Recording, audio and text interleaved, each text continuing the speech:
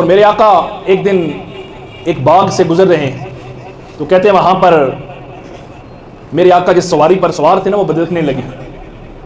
تو میرے آقا نے پوچھا, اس کے پاس قبریں تھیں, تو پوچھا کہ کس کا قبرستان ہے؟ کہا کہ یا رسول اللہ یہ کافر لوگ ہیں, مشرک لوگ ہیں, ان کی قبریں ہیں. تو میرے آقا نے فرمایا کہ ان قبروں والوں کو عذاب ہو رہا ہے, ان کے عذاب کی وجہ سے یہ جانور میرا جو ہے یہ بھی بدک رہا ہے.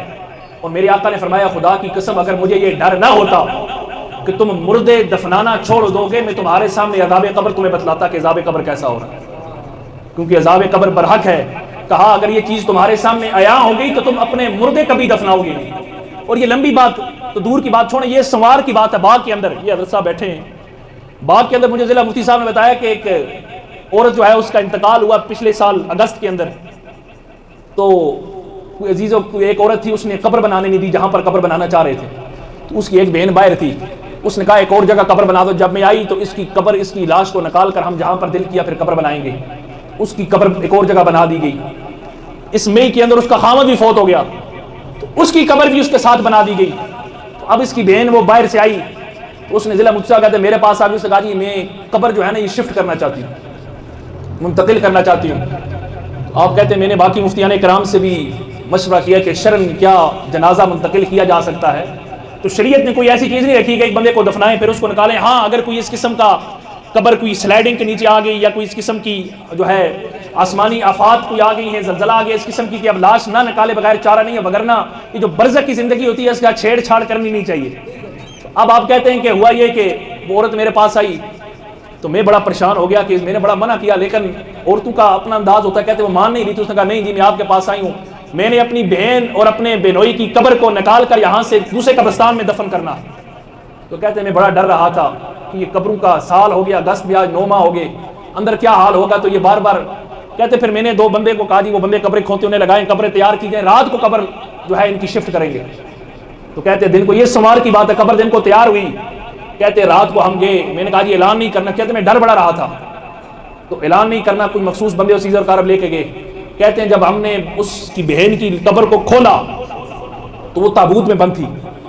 تابوت اٹھانا چاہا تو وہ لکڑ گل گئی ہوئی تھی, نیچے وہ جو تختہ جو ہے اوپر تابوت سے الگ ہو گیا. کہتے جب وہ الگ ہوا تو نیچے صحیح سلامت لاش موجود ہے. کہتے ہیں کہ لاش جو ہے نا وہ اکڑ جاتی ہے جب کافی دیر رہے اکڑ, کہتے ہیں بالکل وہ نرم لاش. اب بہن نے کہا کہ میں نے منہ بھی دیکھنا. تو کہتے ہیں کہ میں نے کہا کہ جو اس کے زیو کارے میں پردہ, کہتے ہیں اس کی بہن نے اس کا چہرہ بھی دیکھا, کہنے لگی چہرہ بھی صحیح سلامت ہے. کہتے ہیں پھر دوسرے بہنوئی کی لاش کو, کیونکہ وہ پچھلے مہینے ان کا انتقال ہوا تھا, وہ تابوت کے اندر ان کا تابوت صحیح سلامت تھا, لیکن کہتے ہیں دونوں قبروں کے اندر سے بدبو نہیں آ رہی تھی بلکہ خوشبوئیں آ رہی تھی. مفتی صاحب نے بڑی خوبصورت بات کی, انہوں نے کہا اگر ابھی بھی بندہ اگر محنت کرے نا تھوڑی سی محنت تو یہ قبروں کی زندگی سلامت ہو سکتی ہے. یہ قبر کے اندر جو بندہ رہتا ہے یہ سلامتی ہو سکتی ہے, کیونکہ قرآن کہتا ہے کہ ہم اسے پاکیزہ زندگی دیں گے. وہ کہتے ہیں کہ ہم تو دور کی بات کہ کتابوں کے اندر پڑھتے تھے, دور کی بات, کہتے ہیں میں نے آنکھوں نے دیکھ لیا کہ لاش میرے سامنے. کہتے ہیں ہم نے دوبارہ جنازہ پڑھا, جنازے کو تختے پر رکھا. کہتے ہیں وہ لاش بالکل جو ہے وہ نرم, جس طرح ملائم ہوتی ہے, جس طرح بندہ ابھی زندہ ہے. کہتے ہیں اس کی لاش کو دوبارہ پھر وہ جو ہے, اور کہتے ہیں کفن بھی اور دینے کی ضرورت نہیں پڑی.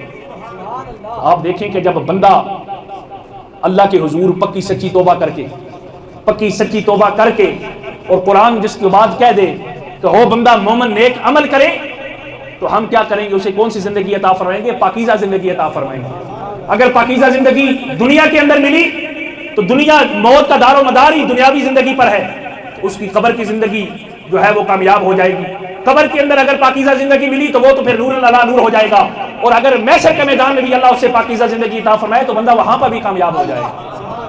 اس لیے کوشش یہ کریں کہ سچے دل سے رب کے حضور توبہ کی جائے. جو غلطیاں ہو گئی انہیں ان پر عفو درگزر جو ہے اپنے مسلمان بھائی نے اگر کسی نے کیا اسے معاف کر دیا جائے.